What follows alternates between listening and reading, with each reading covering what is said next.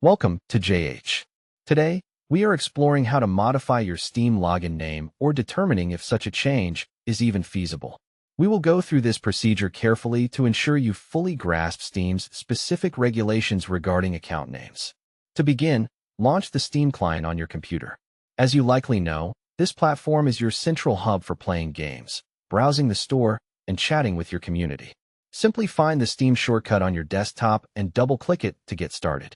Once the application is active, navigate to the sign-in area. You can generally find the login option situated in the upper right-hand corner of the window. Select it, and a prompt will appear asking for your account details. Type in your unique Steam account name, followed by your secret password.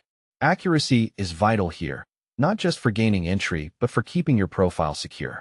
After you have filled in your credentials, hit the sign-in button to access your dashboard so we can investigate the settings further. You might be curious if the name you use to log in can be updated.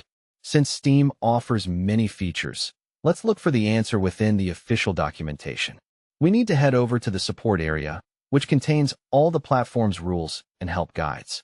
Locate the support link, typically found at the top or bottom of the screen, and click it. In the search field on the support page, type Steam ID and press Enter.